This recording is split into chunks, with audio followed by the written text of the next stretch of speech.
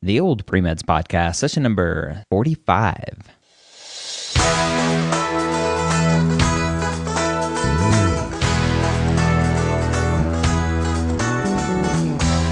You're a non-traditional student entering the medical field on your terms. You may have had some hiccups along the way, but now you're ready to change course and go back and serve others as a physician. This podcast is here to help answer your questions and help educate you on your non-traditional journey to becoming a physician. Now, if you're new here to the Old Pre-Meds Podcast, we take questions directly from the oldpremeds.org forums, which you can find, obviously, at oldpremeds.org. The question today is an interesting one, but what's more important is we have Rich back. Rich, welcome back to the Old Pre-Meds Podcast. It's been a while.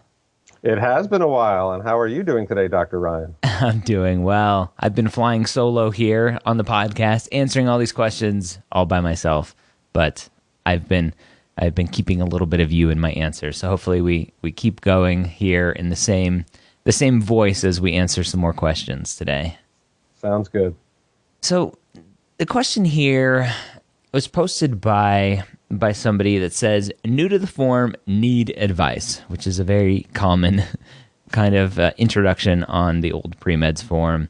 This person is a recent BS graduate from a school in California. Medical school had always been in his or her eyes, but graduated with a 2.86 GPA, and now they feel like they have no chance.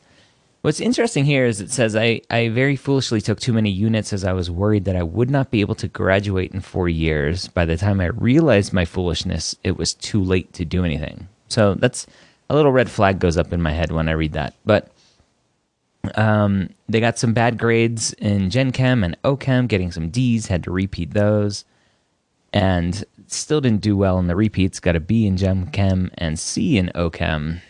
And so their pre-med advisor at the school said, give up on your med school dreams.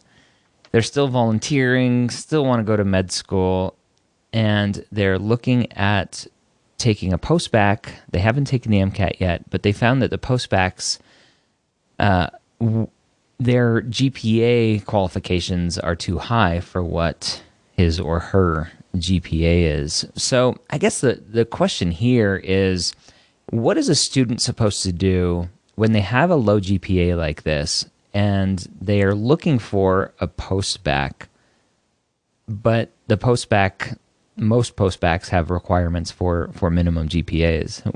What are some things to think about as they consider those next steps? Well, the first thing is, you've mentioned this previously, but just to always reiterate that many students, they see a GPA number and they don't see anything past that total GPA number. So sometimes the trends are important. It's common for people to have a bad freshman and sophomore year, and maybe they have better trends. That could always be, for lack of, from a selling point to get to a post-bacc or something else. But in this student's case, they've taken repeats and not done well in the repeats. So they sort of have two paths to go. One is to start with an informal post-bacc. That is taking classes as a non-matriculating student at whatever school they can be able to get them, to get grades up, to get better coursework and improve their GPA, to then get into a formal post-bacc. And just to differentiate, a post-bacc being usually undergraduate and just the required prerequisites is not the same as a special master's program. For someone at this level, they may have to go through an informal post-bacc, a formal post-bacc, and then possibly even SMP, which is linked to a medical school to get into MD school. So that's one possible long and expensive path. The second path, though, which for students at this point, as I often suggest to focus, is DO school.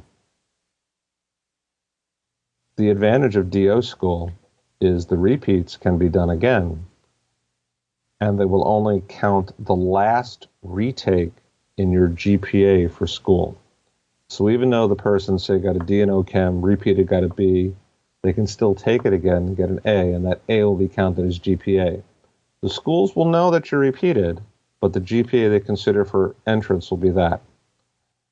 I would also say, being this is a student in California, assuming they want to stay in California, California has limited space for post-bacc, limited space for informal post-bacc. I hear students complain all the time just taking courses, and is also probably the most competitive state for in-state students for medical school. So DO school may just be a better path in terms of time, in terms of chances, and in terms of money for this particular student. And at the very, very, very last resort, there's always the Caribbean. Absolutely.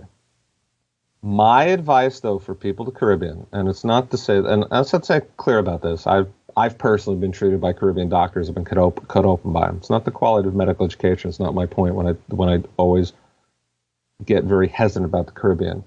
Rather, it's their way of taking students and the chances for residency when you go. As residencies become more limited in the United States, that is, we're producing more medical graduates, both in MD and DO, without growing residencies as fast, that limits residency opportunities for Caribbean students. And that's really the whole opportunity. That's really the thing I talk about.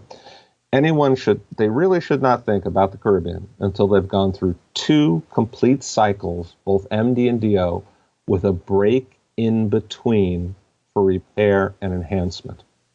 Do not go for many schools have reapplicant information on their websites, and by far all of them say the most common mistake is students reapply too soon. So go through this process. I would suggest this student, they want to go MD, go through an informal post-bacc, formal post-bacc. Don't take the MCAT until you've got your GPA up and ready. It's stupid to take it. Get ECs continued. Try applying. If you don't get in, I would suggest at that point a special master's. All right. Or just make the DO route directly. You can sort of do both, but it's a different strategy and timing. So, but again, the Caribbean is after you've tried all to the United States, and also consider other medical mid-level professionals, nurse practitioner, PA, nurse anesthetist. There's lots of other places for students to work in medicine that are going to be part of the team. And unlike, say, 30 years ago, while the doctor is still the leader, it's not an absolute fiefdom anymore the way it used to be. You are truly part of the team.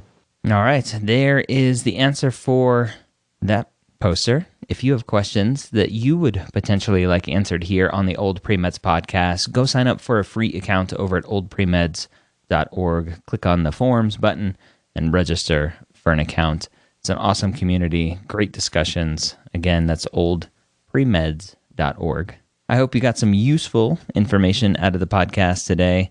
And as always, I hope you join us next week here at the Old Pre-Meds podcast and MedEd Media. Remember, you can check out all of the other podcasts that we're doing at mededmedia.com. That's MEDED media.com.